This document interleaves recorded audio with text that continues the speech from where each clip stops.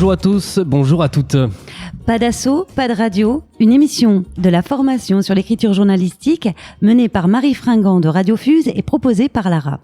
À l'occasion de la journée de mobilisation nationale des soulèvements associatifs du 1er juillet, on vous emmène dans notre studio éphémère au Centre international de séjour Lamourelle pour vous parler de nous, les radios associatives. Au sommaire de cette émission, MC nous explique ce qu'est une radio associative. Mathéo a tendu son micro à celles et ceux qui la fabriquent au quotidien. Julie et William nous racontent l'histoire mouvementée de nos radios. Nos antennes, c'est aussi une programmation musicale enthousiaste et originale. C'est notre identité, c'est Catherine qui nous en parle. Et avec nos ateliers d'éducation média, on favorise l'esprit critique. Marie, tu nous expliques comment. Et avec Nico, on s'installe avec des jeunes dans un club radio scolaire. Et Julie se demande comment nos radios font du lien sur nos territoires. Et Lucie nous emmène au camping pour parler culture. Qu'est-ce que l'avenir nous réserve ? Florian, tu nous dis à quoi on peut s'attendre. Pour commencer, une explication s'impose. MC, mais c'est quoi une radio associative ? Alors tout d'abord, je voudrais rappeler que nous, les radios associatives, soutenons la mobilisation du CAC en ce jour d'anniversaire de la loi 1901. Nous sommes 750 stations de radio en France et en Outre-mer, présentes sur la bande FM et en numérique. Chaque jour, 13 000 personnes, dont plus de 10 000 bénévoles, se mobilisent pour vous proposer des programmes 7 jours sur 7, 24 heures sur 24. Quand on écoute la radio associative, on se demande comment ça peut bien se passer en studio. Notre ADN, liberté de ton et respect de la pluralité, pour vous permettre de découvrir, partout sur les territoires, à la ville comme à la campagne, la richesse des initiatives locales. Nous avons à cœur de vous offrir une information diversifiée, de vous dénicher des pépites musicales que vous n'entendrez nulle part ailleurs, mais encore des émissions variées sur des sujets qui vous passionnent et qui vous engagent. Alors, d'où venons-nous ? De l'esprit des radios pirates, puis des radios libres nées en 1981, grâce à la loi relative à la liberté de communication dite loi Léotard. Cette loi attribue des fréquences hertziennes et numériques et organise le financement public de nos radios via le FSER, Fonds de soutien à l'expression radiophonique. C'est une grande partie de nos ressources budgétaires. En contrepartie, nos radios doivent assurer à minima 4 heures de programmation locale chaque jour, préparée par des bénévoles et des salariés du territoire. Il est un devoir pour tout citoyen d'écouter un peu de radio associative. Comme l'ensemble des médias audiovisuels français, nous dépendons de l'ARCOM, Autorité de la régulation de communication audiovisuelle et numérique. Contrairement aux radios commerciales, nous diffusons très peu de publicité, voire pas du tout, et ça fait partie de notre charme.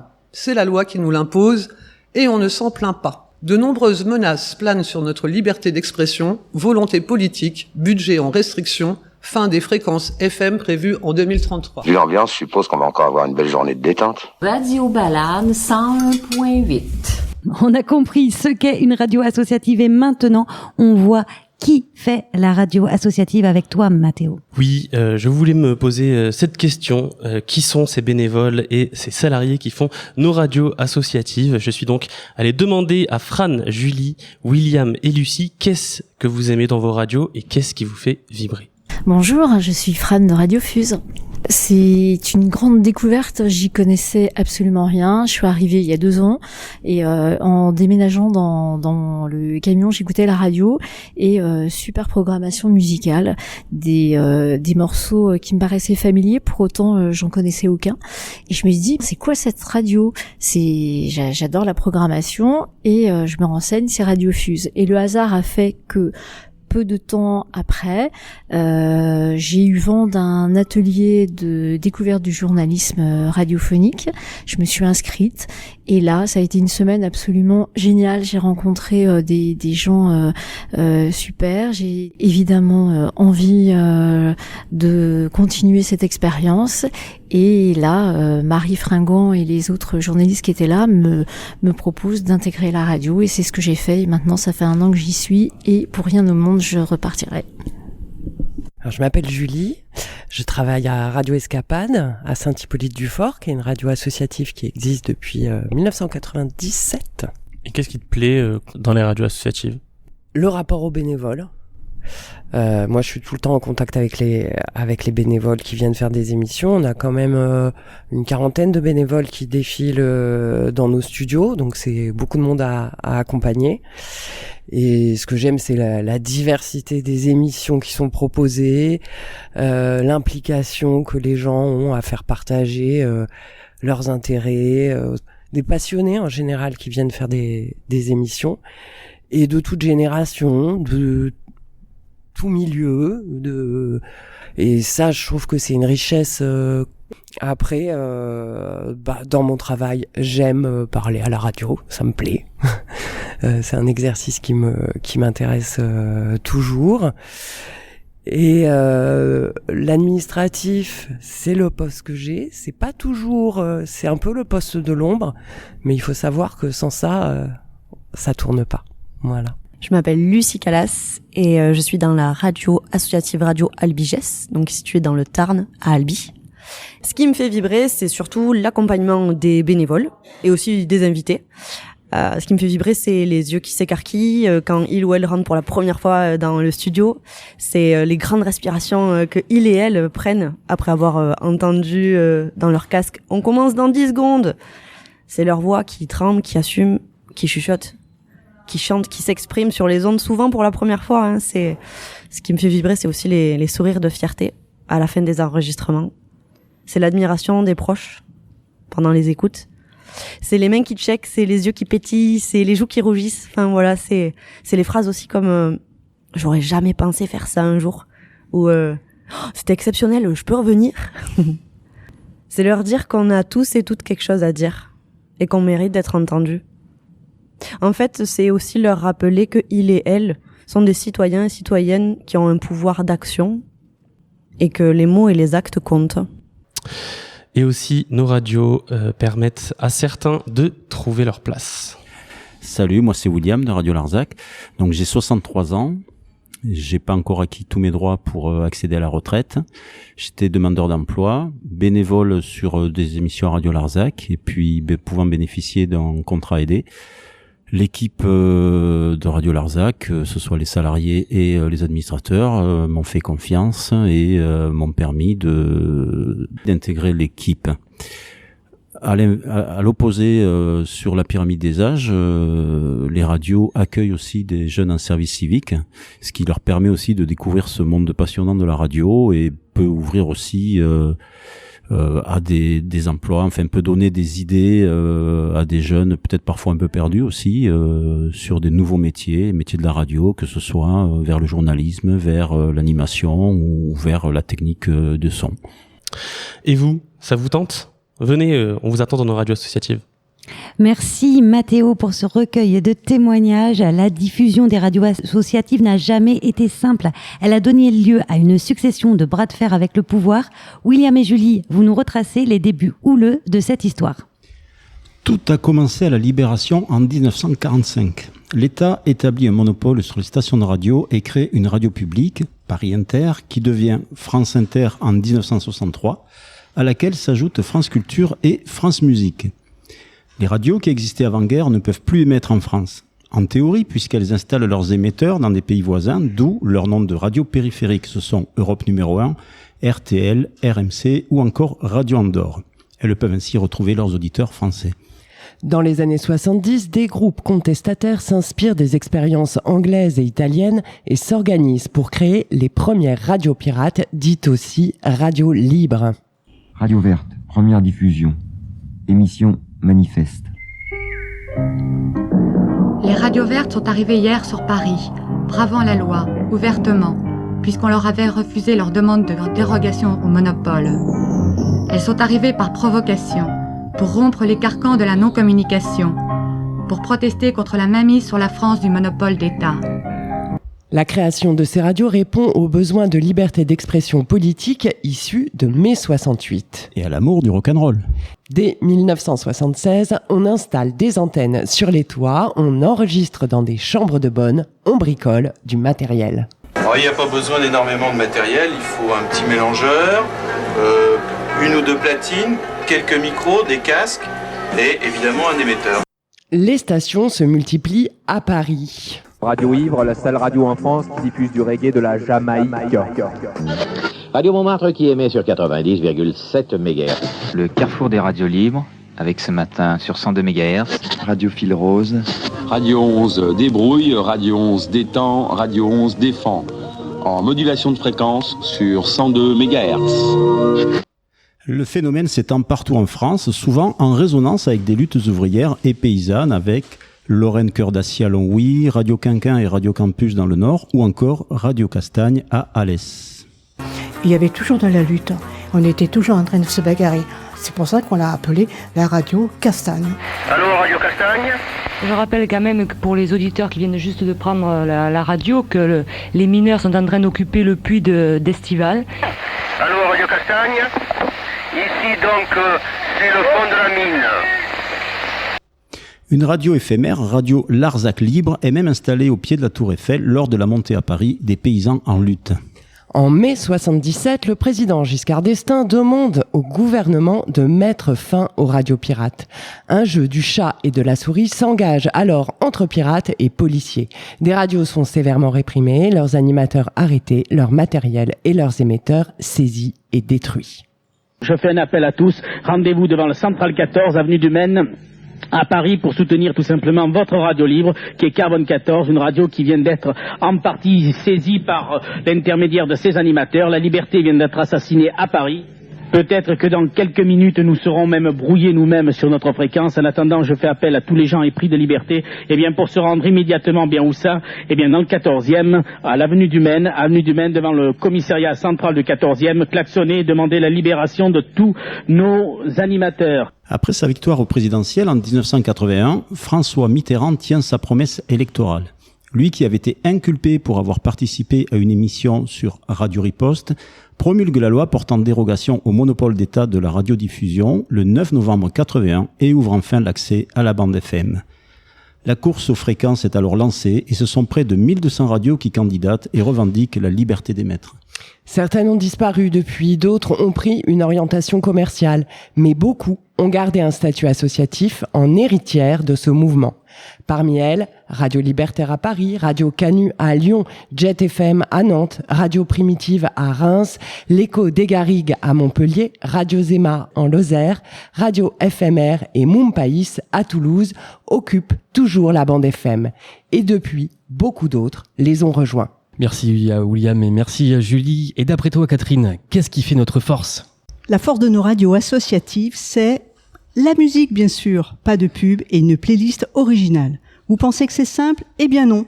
Chaque radio a son propre fonctionnement sur le choix des musiques. On écoute Julie de Radio Escapade nous expliquer comment ça se passe dans sa radio. Alors, donc à Radio Escapade, la programmation musicale est gérée par plusieurs personnes. Alors, il y a notre technicien programmateur qui recueille les musiques et ensuite qui les dispatche aussi avec notre journaliste qui est aussi un musicien et grand amateur de musique. Et c'est souvent à deux qui vont sélectionner. On a aussi des stagiaires et des services civiques qui viennent à la radio et souvent ils participent à cette sélection musicale. Alors l'idée c'est qu'il y ait une diversité de goûts et de choix qui soient effectués, c'est-à-dire que ce soit varié et aussi on aime bien quand souvent les stagiaires et les services civiques qui sont plus jeunes que nous salariés, ça donne aussi une couleur différente selon les personnes qui sélectionnent. Ensuite, il y a eu aussi un gros travail effectué par le conseil d'administration pour classifier les musiques en fonction des styles, mais aussi des rapidités, etc. pour déterminer dans l'automate, c'est-à-dire une rotation par style et aussi c'est plus ou moins lent ou rapide selon les heures. On décide un peu, le matin de pas être forcément secoué dès le réveil.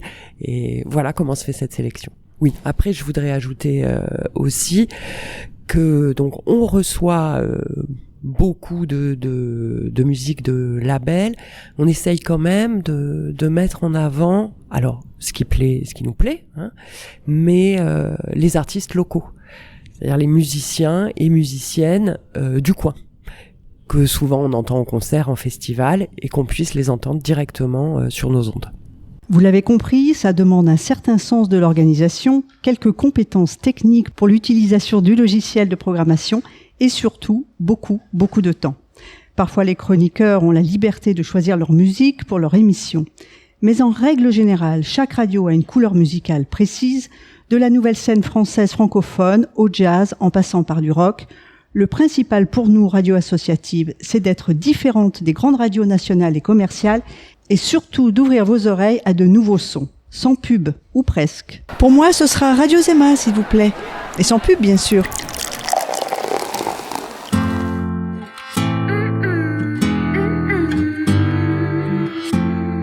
Tant qu'il y aura des décolletés, des vents sous les jupes d'été, des printemps, des jambes croisées, aux terrasses des cafés. Tant qu'il y aura des billets doux, du papier parfumé, des chambres d'hôtel, des rendez-vous, des capotes vanillées. Tant pis pour les grincheux. Tant qu'il y aura des amoureux, il y aura toujours des chansons d'amour à la radio. On passera toujours des chansons d'amour sur nos vieux phonèmes. Tant qu'il y aura des quais de gare, des avions retardés, des baies en ville et des mouchoirs, des bouquets d'orchidées. Tant qu'il y aura des salles d'attente, des chaussons à tricoter, des parcs, des poussettes autopliantes et des cornets de dragées. Tant pis pour les grincheux. Tant qu'il y aura des amoureux, il y aura toujours des chansons d'amour à la radio.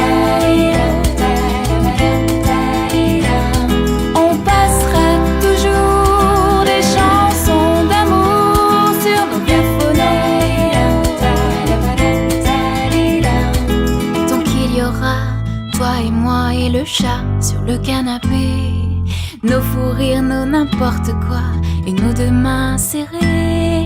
Tant qu'il y aura cette étincelle, moi je t'en inventerai des chansons d'amour, de bouts de ficelle, et peut-être un jour, qui sait,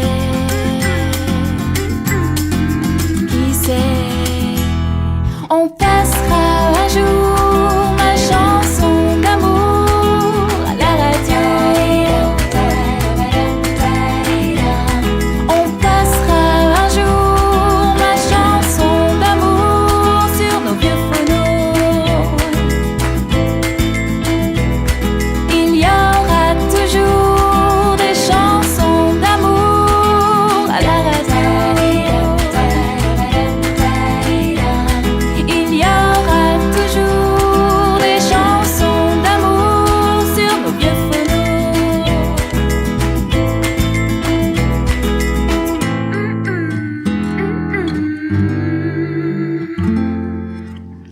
D'écouter Lily Crow et Thierry Chazelle avec le titre tout simplement nommé À la radio. Aujourd'hui, on va vous montrer que les filles et les garçons ne sont toujours pas égaux. Non mais c'est pas vrai, j'y crois pas. En 2025, on n'est toujours pas égaux? Eh bien non, toujours pas. Allez les copains, expliquez-nous ce bric-à-brac de différence. Ce que vous venez d'entendre, ce ne sont pas simplement des enfants qui font de la radio, c'est bien plus que ça. C'est de l'éducation aux médias et à l'information, l'EMI. L'EMI, c'est apprendre à chercher, à reconnaître le vrai du faux, à produire, à diffuser. C'est comprendre comment l'info circule et comment nous aussi, on peut la faire vivre. Et dans ce domaine, les radios associatives jouent un grand rôle. Elles éclairent petits et grands. Elles forment des citoyens.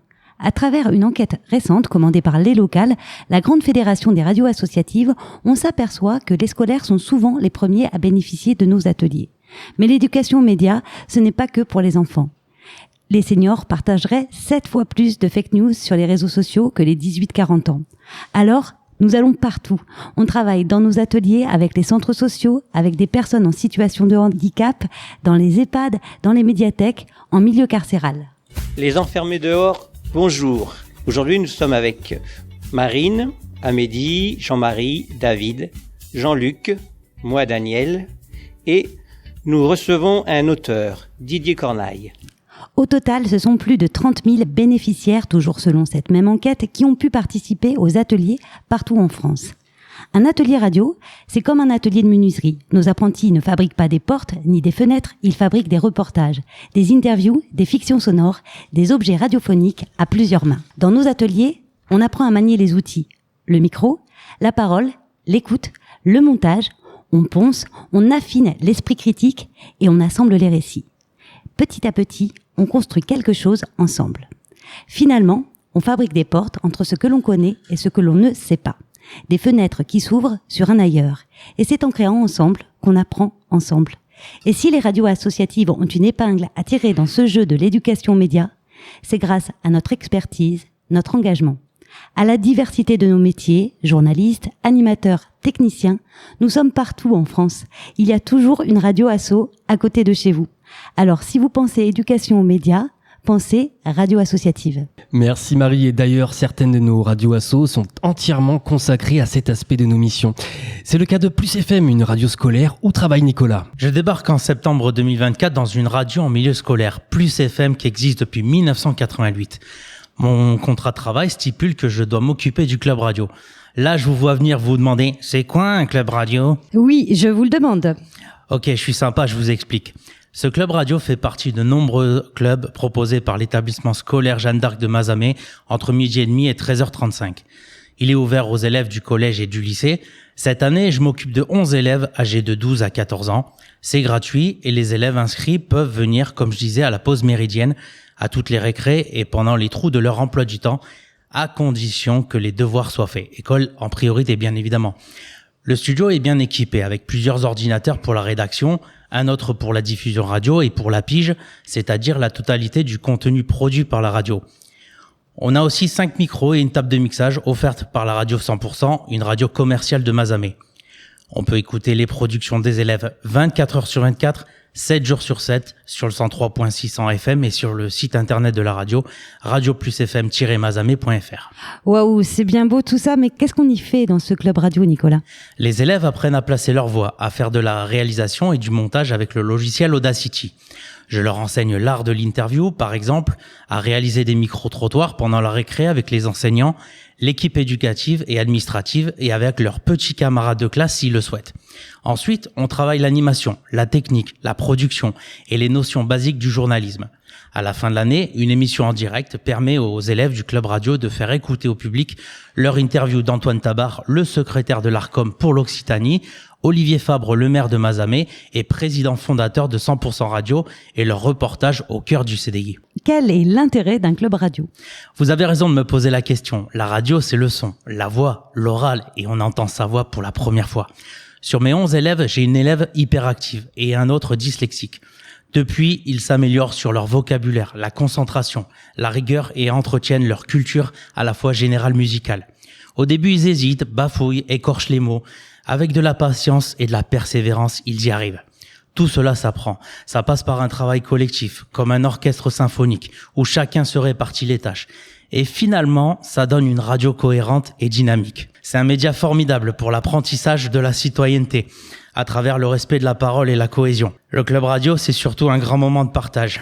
Il y a des fous rires, des larmes et des pépins techniques où l'on finit toujours par trouver une solution. Maintenant, vous savez tout.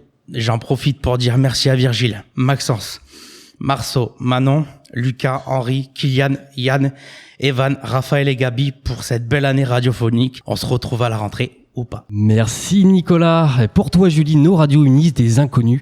Elles tissent des liens et créent du commun. Oui, j'en suis convaincue, nos radios sont comme l'air que l'on respire ou l'eau que l'on boit, surtout en ce moment, elles sont indispensables. Héritières des radios libres, les radios associatives s'inspirent de l'éducation populaire, elles sont émancipatrices et solidaires, curieuses et bienveillantes, bordéliques et éclectiques. Dans nos villes et nos villages, dans nos hameaux perdus dans les campagnes ou perchés dans les montagnes, elles nous tiennent la main du soir au matin.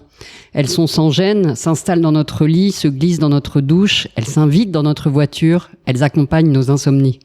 Hiver comme été, les radios associatives accueillent nos idées, nos goûts, nos indignations, nos passions et les transforment en émissions. Elles entrent dans les établissements scolaires pour faire de l'éducation aux médias, se posent dans les champs et les vignes pour compter la vie des agriculteurs et des agricultrices, se faufilent dans les EHPAD pour recueillir les souvenirs de nos parents et de nos grands-parents. Elles squattent les terrains de sport pour soutenir les efforts. Elles suivent les conseils municipaux ou communautaires, parfois en bâillant, pour vérifier l'usage des fonds publics. Elles s'enthousiasment dans les festivals. Elles relaient notre amour de la culture et de toutes les cultures. Elles se battent pour survivre, elles s'arrachent les cheveux à chaque bilan, elles courent après les subventions, elles transpirent sur des dossiers, elles récoltent les adhésions, elles comptent sur vous. Elles ne jouent jamais perso, elles sont solidaires, elles sont fédérées, elles créent du commun, elles sont d'intérêt général, elles sont d'utilité publique. Elles accueillent et programment des nés ici, des nés là-bas, bref, des nés quelque part, des croyantes, des athées, des jeunes, des vieux, des blancs, des noirs, des petits, des grandes, des hommes et des femmes de tous les continents. Portées par les ondes, surfant sur Internet, elles se moquent des distances et des frontières. Elles sont polyglottes, elles sont doc, elles sont régionalistes et internationalistes, elles sont locales, elles sont globales. Elles nous troublent, elles nous défient, elles nous taquinent, elles nous agacent, elles nous stimulent, bref, elles nous aiment et nous font du bien. Elles luttent contre la solitude, elles unissent des inconnus, elles sont cours de récré, espaces de liberté et concentrés d'humanité.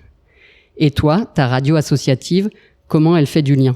Alors, à Radio Zema, on fait le lien avec les associations locales, avec tous les établissements scolaires, avec la mairie, bien sûr. Et puis, on attache une importance également avec les festivals. Parce qu'on a beaucoup de festivals, festivals de théâtre de rue, festivals de musique, voilà. Et donc, c'est important d'avoir ce lien avec toutes ces associations. Alors à Radio Balade, le lien vient de ma passion de la musique, de tout ce qui est les labels indés, tout ce qui est musique actuelle, les petits labels. Voilà, nous sommes membres du regroupement Ferrarock. À Radio Transparence, l'avantage et surtout ce qu'on essaie de mettre en lumière, c'est surtout d'ouvrir la porte. Voilà, que ce soit aux associations, aux acteurs culturels, mais surtout à toutes celles et ceux qui peut prendre le micro et dire ce qu'il a envie de dire. C'est ça qui est magique chez nous. À Radio Fuse, on essaye d'être à peu près partout quand il y a un événement et on invite les associations à venir présenter leurs projets. On est sur les réseaux sociaux, on a une pub au cinéma et on est très impliqué dans différentes actions. Et il y a un historique, on connaît beaucoup de monde et les associations savent que on est là pour les soutenir et pour diffuser leurs infos. À Radio Larzac, il y a une caravane qui est dans un garage et qui a tourné dans les villages, qui a été même utilisée à l'origine de la radio avant que la radio puisse se diffuser. Donc voilà, ça allait de village en village autour de Millau et du Larzac. Et cette caravane existe toujours et on a décidé à partir de l'année prochaine de relancer une tournée des caravanes, de la caravane, étape par étape, village par village. À Oxygène FM, on est une radio de la MJC, la Maison des Jeunes et de la Culture. On fait du lien en étant porté par les valeurs de l'éducation populaire, c'est-à-dire qu'on fait de la radio ensemble.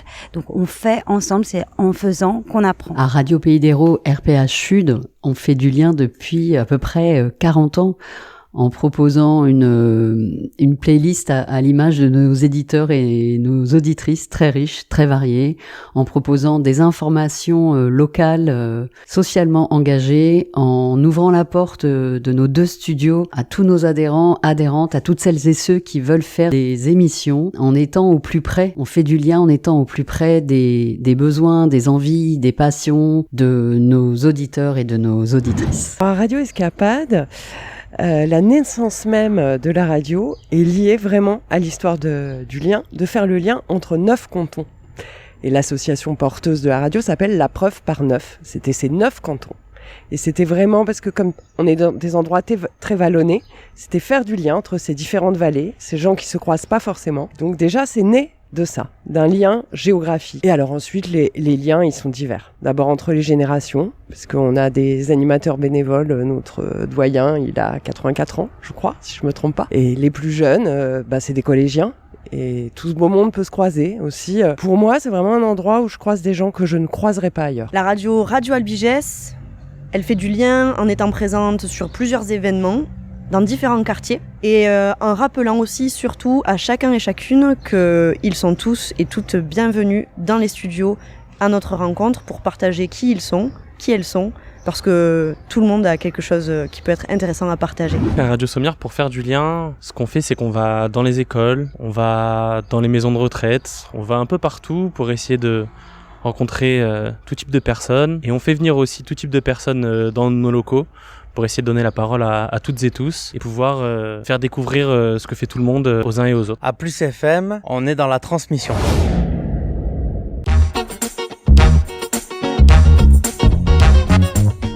Vous écoutez l'émission Pas d'assaut, pas de radio, installée au centre de séjour international La Mourelle de Carcassonne. Et bien maintenant, voici le billet d'humeur de Lucie. Une culture accessible partout et pour tous. C'est la volonté de Rachida Dati, ministre de la Culture, qui lance l'été culturel au camping. Sur le papier, ça fait rêver. Une programmation inédite et gratuite de spectacles vivants, d'ateliers artistiques, de projections de films, de rencontres d'auteurs et d'artistes dans les campings répartis sur l'ensemble du territoire. D'après la ministre, la culture doit aller partout, là où sont les Français. Une nouvelle étape pour la culture de proximité. Pourtant, vous l'aurez compris, si ça se passe dans les campings, ça ne se passera pas dans les quartiers, les villages et les associations, puisque l'objectif est d'être hors des lieux culturels traditionnels. Un été sous le signe de la découverte artistique, au bord des piscines, entre un karaoké ou un tournoi de pétanque. Alors, vous vous y voyez déjà ? Les pieds en éventail ? Eh bien moi, j'en ai les dents qui grincent. Regardons ensemble les coulisses. Les campings seraient donc des lieux très fréquentés par les Français. Oui, enfin, par ceux et celles qui en ont les moyens. Dans cette réalité où les prix des loyers, les charges, les courses augmentent, de plus en plus de familles ne peuvent plus se permettre de partir en vacances. D'autre part, les prix de location des bungalows, chalets ou mobil-homes sont 2 fois plus chers pendant les saisons hautes, soit en juillet et août. Environ 1 000 € la semaine dans un chalet pour 4 au bord de la Méditerranée. Alors finalement, ça revient à vouloir rendre la culture accessible à tous et toutes dans des lieux qui ne le sont pas. C'est ça, la nouveauté ? Sortir la culture des lieux culturels, rien de nouveau dans cette volonté, avec les plus de 7300 festivals qui se démènent pour continuer d'exister. Dans les petites lignes du contrat, vous savez, celles qui sont écrites en Arial 3 en bas de la page, ce plan été au camping concerne environ 500 campings sur les 7000 présents en France. Alors annoncer une nouvelle initiative et répartie sur l'ensemble du territoire, c'est ignorer une grande partie du pays et de ses citoyens, citoyennes. Il va falloir revoir la définition de la culture de proximité. C'est ça, la nouveauté. D'ailleurs, en parlant de culture de proximité, la majorité des associations subissent depuis plusieurs mois des coupures budgétaires sans précédent qui entraînent de plus en plus de fermetures. Il suffit de regarder autour de soi, de tendre l'oreille ou de faire une recherche rapide sur Internet pour prendre conscience de la disparition des MJC, Maisons des Jeunes et de la Culture, dans plusieurs villes. On peut rappeler que les MJC font partie de l'éducation populaire, qu'elles sont nées de la volonté d'émanciper les jeunes par la culture. Donc en fait, ça veut dire de favoriser les rencontres des différences, l'esprit critique et notamment l'expression. On peut également revenir sur le gel du pass culture pour les établissements scolaires, ou encore la loi des finances adoptée en février, le 6 février précisément, qui prévoit une baisse de 150 millions d'euros du budget culturel de l'État, sachant que l'État demande parallèlement aux collectivités locales plus de 2 milliards d'euros d'économies. Quelles en sont les conséquences ? Pour ça, on écoute Joris Mathieu, qui est coprésident du syndicat national des entreprises artistiques et culturelles, directeur du théâtre Nouvelle Génération à Lyon et aussi metteur en scène. Pour que les gens comprennent bien, les montants de coupes annoncés cumulant les coupes des collectivités et celles de l'État sont tels qu'il va falloir un jour choisir s'il faut supprimer des lieux culturels en France, et si oui, dans quelle région, et plutôt dans les régions ou plutôt à Paris. Car finalement, visiblement, les financeurs publics n'ont plus les ambitions en termes de moyens économiques pour soutenir tout ce qui existe. Des emplois qui disparaissent, des festivals, théâtres, cinéma, associations de quartier qui s'effondrent. Mais tout va bien, puisqu'il y a le plan été au camping. Alors, c'est ça la nouveauté. Eh bien moi j'en veux pas. Je ne veux pas que la culture se consomme, qu'elle se consume. Notre quotidien, dans les radios associatives, c'est la communication sociale de proximité, la vraie proximité.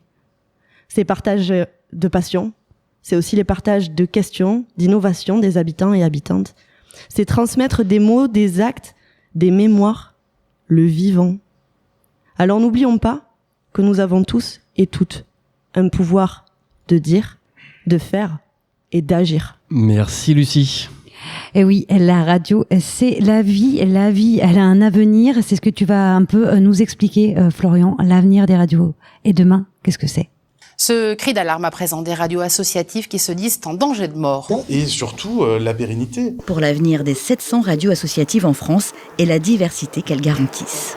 Et demain, quel est l'avenir des radios associatives ? Les radios font face tous les ans à des difficultés de tout ordre, mais à l'automne dernier, elles ont senti le vent du boulet. En effet, début octobre 2024, le projet de loi de finances 2025 annonce une coupe budgétaire prévoyant de couper 30% des subventions allouées aux radios associatives. Un grand coup de massue qui résonne encore aujourd'hui. Et même si le gouvernement a préféré faire machine arrière, l'avenir de nos radios est loin d'être assuré.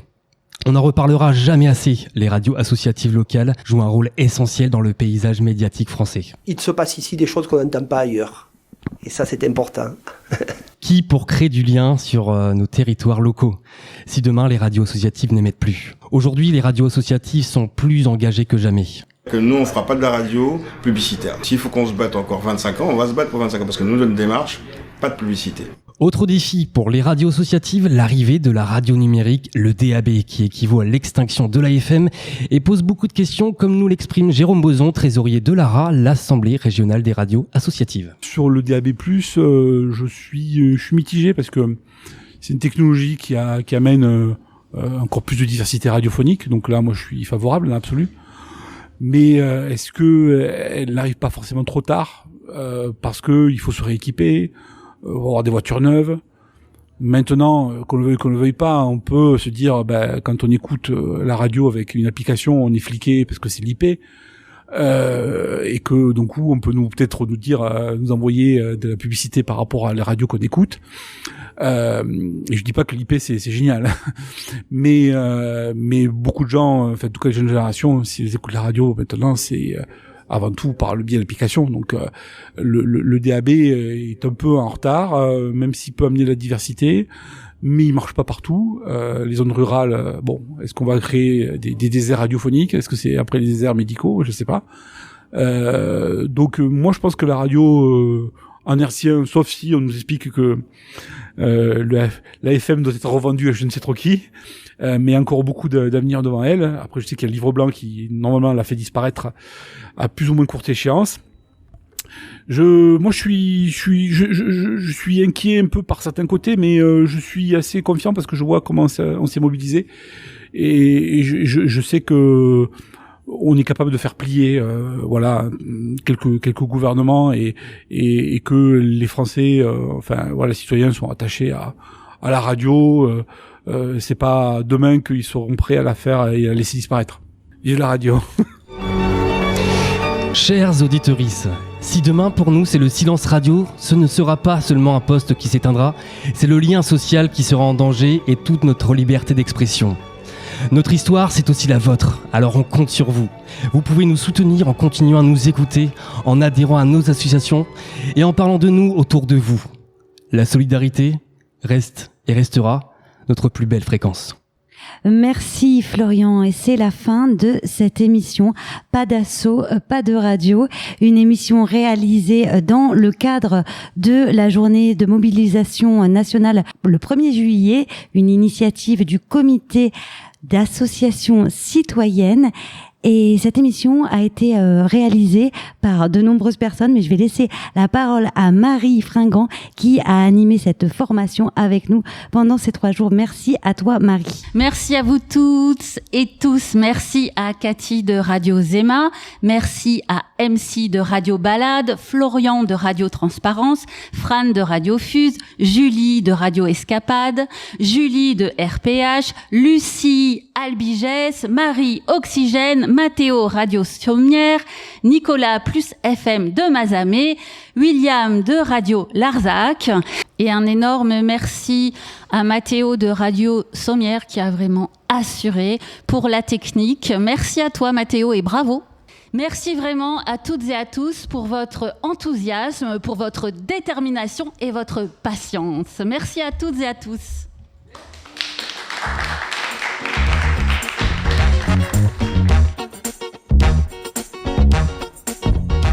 Liberté, égalité, solidarité. Le 1er juillet, les soulèvements associatifs remettent la République à l'endroit. Cette date marque les 124 ans de la loi de 1901, fondement de la liberté d'association. Mais en 2025, faire toujours plus avec toujours moins, ça ne tient plus. C'est le cri d'alerte de celles et ceux qui font vivre la République au quotidien. Alors le 1er juillet, rendez-vous dans la rue, sur les ondes, pour dire que si les associations tombent, c'est la démocratie qui vacille. Pas de société solidaire sans association citoyenne. Partout en France et sur association-citoyenne.net, faisons entendre les voix du monde associatif. Une société sans asso, c'est une société en morceaux.